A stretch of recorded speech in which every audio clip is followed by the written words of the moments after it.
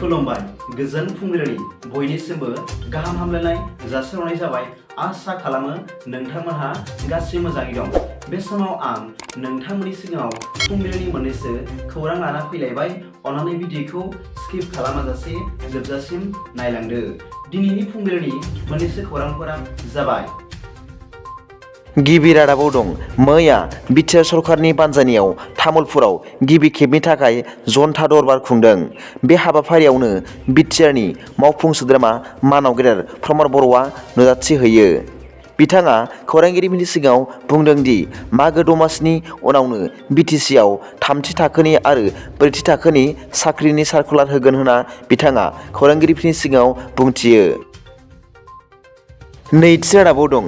बिटिआरनि 6.3 दफानि गेजेरजों गलाघाट जिल्लानि बर' बिजोंनि फरायसालिनि जेंनाफोरखौ थाबैनो सुस्रांना होनांगौ होनना दाबि खालामदों।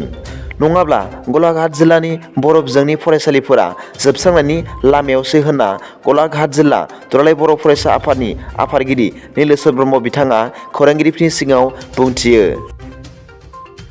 थामथि रादाबाव दं। दुखुनांथाव खौरां। NLFनि गोख्रों सोद्रोमा बिदाख्रायनि आंगो अनसुलि बिसि तुनुजा बसुमतारिया हरखाब गारिनि सौग्रावनायाव जिउ गोमादों होनना मिथिनो मोननाय जादों। मख'नो गोनांदि बिथाङा क'क्राझार जिल्लानि बलामजरा गामिनि थागिरिमोन। फरायसालिनिफ्राय गथ'खौ न' फारसे लाबोबाय थानाय समावनो गंसे औवा लाबोनाय ट्रेक्टरा उनथिंनिफ्राय सौग्रावना गालांनायाव तुनुजा बसुमतारिया जिउ गोमायो।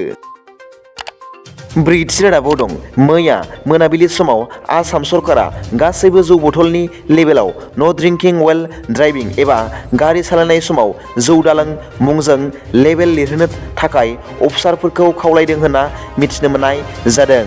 मिथिनो मोननाय बादिब्ला आसाम ट्रेन्सपर्ट एक्साइज मन्त्रि परिमल सुक्ल बायद'आ आसाम एक्साइज डिपार्टमेन्टनि कमिसनारफोर आरो नेहाथारिफोरनो गासिबो जौ बथलाव नो ड्रिंकिं व्हाइल ड्राइभिं मुंनि लेबेल लिरहोनो थाखाय खावलायनानै लाइजाम लिरहरदों होनना मिथिनो मोननाय जादों।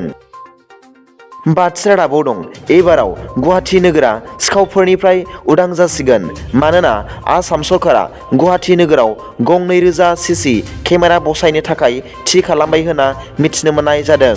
मख'नो गोनांदि बे थांखिखौ मैया आसाम पुलिसनि हेडक्वार्टाराव हाउसिं एन्ड आर्बान डेभेलपमेन्ट डिपार्टमेन्टनि सायाव बाथ्रा सावरायनाय समाव गुवाहाटि डेभेलपमेन्ट मिनिस्टार अशोक सिंघालआ बे थांखिखौ फोरमायदों होनना मिथिनो मोननाय जादों।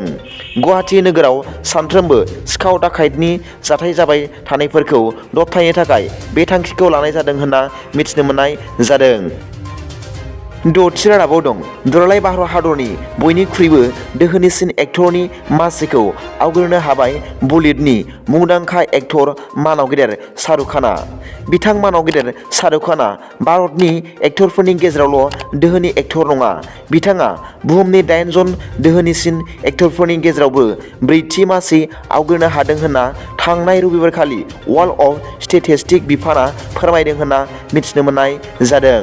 मख'नो गोनांदि बुहुमनि दोहोनिसिन एक्टरफोरनि मासियाव गोग्लैनाय 3 सुबुंफोरनि मुंफोरनि उनावनो दं शाहरुख खाननि मुं।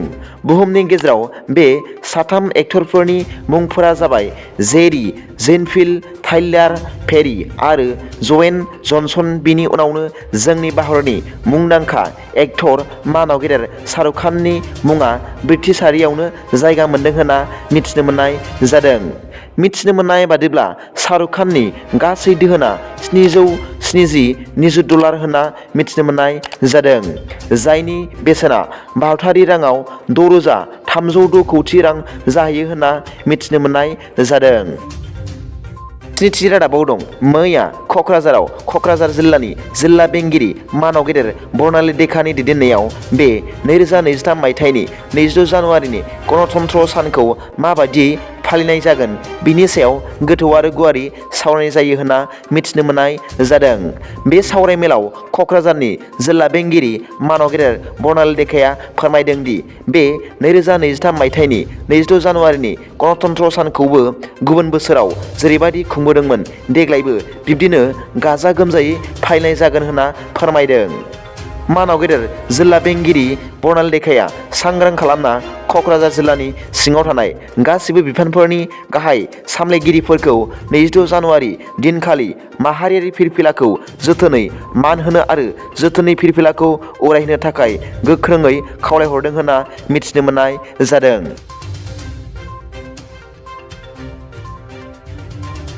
दिनैनि फुंबिलिनि मोननैसो खौरांफोरा दा बेखिनिल'मोन। भिडिअखौ मोजां मोनदोंब्ला अन्नानै लाइक आरो साबस्क्राइब खालामनो दाबाव आरो बेल आइकनआबो थुनानै ला, जाहाथे आं गोदान निउज आपडेट लानानै फैब्ला नोंथांनियाव सिगांग्रो नटिफिकेसन सौहैयो। दा बेलासिनि रादाबाव नोंथांमोनखौ आंनि चेनेलाव गोसो गोथारै बरायहरनाय जाबाय। गोजोन्थों। एसेनोसै। जय बर' हारिनि जय।